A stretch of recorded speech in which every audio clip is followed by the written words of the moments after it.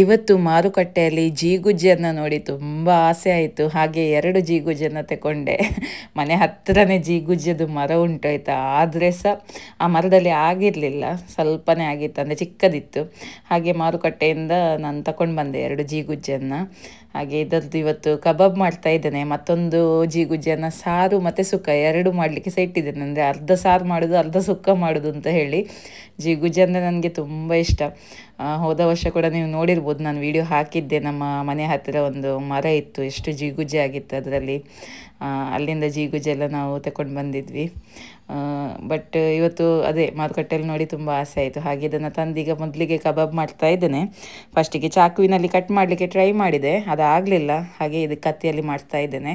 ಕತ್ತಿಯಲ್ಲಿ ಬೇಗ ಆಗ್ತದೆ, ಸುಲಭ ಕೂಡ. ಹಾಗೆ ಅದನ್ನು ಕಟ್ ಮಾಡಿ ನೀರಿಗೆ ಹಾಕಿ ಇಡಬೇಕಿಲ್ಲ, ಅಂದರೆ ಕಲರ್ ಚೇಂಜ್ ಆಗ್ತದೆ. ನಿಮಗೆ ಯಾವ ಶೇಪ್ ಬೇಕೋ ಆ ರೀತಿ ಕಟ್ ಮಾಡಿದರೆ ಆಯಿತು. ಹಾಗೆ ಈಗ ಕಬಾಬ್ ಮಾಡಲಿಕ್ಕೆ ಕಬಾಬ್ ಪುಡಿಯನ್ನು ಹಾಕ್ತಾ ಇದ್ದೇನೆ. ಇದು ಹೋಮ್ ಮೇಡ್ ಕಬಾಬ್ ಪುಡಿ, ನಾನೇ ಮನೆಯಲ್ಲಿ ಮಾಡಿರುವಂಥ ಕಬಾಬ್ ಪುಡಿ. ಯಾವುದೇ ರೀತಿಯಾದ ಕಲರ್, ಪ್ರಿಸರ್ವೇಟಿವ್, ಟೇಸ್ಟಿಂಗ್ ಪೌಡ್ರ್ ಹಾಕೋದಿಲ್ಲ. ನಿಮಗೆ ಬೇಕಿದ್ದರೆ ನೀವು ವಾಟ್ಸಪ್ ಮಾಡಿ, ನಮ್ಮದು ಫ್ರೀ ಹೋಮ್ ಡೆಲಿವರಿ ಇದೆ. ಆಲ್ ಓವರ್ ಇಂಡಿಯಾ ನಾವು ಡೆಲಿವರಿಯನ್ನು ಕೊಡ್ತೇವೆ. ಮಸಾಲ ಹಾಗೂ ಒಣ ಸಿಗಡೆಲ್ಲ ಇದೆ ಈಗ. ಸೊ ಬೇಕಿದ್ದವರು ಆರ್ಡ್ರ್ ಕೊಡ್ಬೋದು. ನನ್ನ ವಾಟ್ಸಪ್ ನಂಬರ್ ಸ್ಕ್ರೀನ್ ಮೇಲೆ ಉಂಟಲ್ಲ, ಅದಕ್ಕೊಂದು ಹಾಯ್ ಅಂತ ಮೆಸೇಜ್ ಹಾಕಿ. ಇದಕ್ಕೆ ಶುಂಠಿ ಬೆಳ್ಳುಳ್ಳಿ ಪೇಸ್ಟ್, ಒಂದು ಮೊಟ್ಟೆ, ಸ್ವಲ್ಪ ನಿಂಬೆ ರಸ. ಈಗ ಮೊಟ್ಟೆ ತಿನ್ನದವರು ಇದನ್ನು ಸ್ಕಿಪ್ ಮಾಡ್ಬೋದು. ಮೊಟ್ಟೆಯನ್ನು ಹಾಕದೆ ಕೂಡ ನೀವು ಕಬಾಬನ್ನು ಮಾಡ್ಬೋದು. ತಿನ್ನುವವರಾದರೆ ಮೊಟ್ಟೆಯನ್ನು ಹಾಕಿಕೊಳ್ಳಿ, ಬೈಂಡಿಂಗ್ ತುಂಬ ಚೆನ್ನಾಗಾಗುತ್ತೆ ಅಂತ ಅಷ್ಟೇ. ಈಗ ಇದನ್ನು ಒಮ್ಮೆ ಚೆಂದ ಮಾಡಿ ಮಿಕ್ಸ್ ಮಾಡುವ. ನೀರು ಹಾಕೋದು ಬೇಡ, ಮೊಟ್ಟೆಯಲ್ಲೇ ಮಿಕ್ಸ್ ಮಾಡುವ. ಮೊಟ್ಟೆ ಹಾಕದವರು ಬೇಕಿದ್ದರೆ ಸ್ವಲ್ಪ ನೀರನ್ನು ಸೇರಿಸಿ ಮಿಕ್ಸ್ ಮಾಡ್ಬೋದು. ಇದು ಮಸಾಲೆ ಎಲ್ಲ ರೆಡಿ ಆದ ನಂತರ ಜೀಗುಜ್ಜನ್ನು ಹಾಕಿ ಮ್ಯಾರಿನೇಟ್ ಮಾಡಿದರೆ ಆಯಿತು.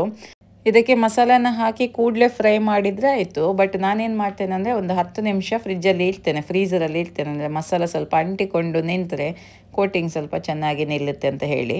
ಹಾಗೆ ಸ್ವಲ್ಪ ಹೊತ್ತು ಫ್ರಿಜ್ಜಲ್ಲಿ ಇಟ್ಟು ಮತ್ತೆ ನಾನು ಇದನ್ನು ಫ್ರೈ ಮಾಡ್ತಾ ಇದ್ದೇನೆ. ತೆಂಗಿನ ಎಣ್ಣೆಯಲ್ಲಿ ಫ್ರೈ ಮಾಡ್ತಾ ಇದ್ದೇನೆ. ಎಣ್ಣೆ ಒಳ್ಳೆ ಬಿಸಿ ಆದ ನಂತರ ಇದನ್ನು ಹಾಕಬೇಕು, ಇಲ್ಲಾಂದರೆ ಕೋಟಿಂಗ್ ಸರಿಯಾಗಿ ನಿಲ್ಲುವುದಿಲ್ಲ. ಈ ಥರ ಬಬಲ್ಸ್ ಬರಬೇಕು ನೋಡಿ. ಈ ಥರ ಬಬಲ್ಸ್ ಬಂದರೆ ಅದು ಕರೆಕ್ಟಾಗಿ ಕೋಟಿಂಗ್ ನಿಲ್ಲುತ್ತೆ.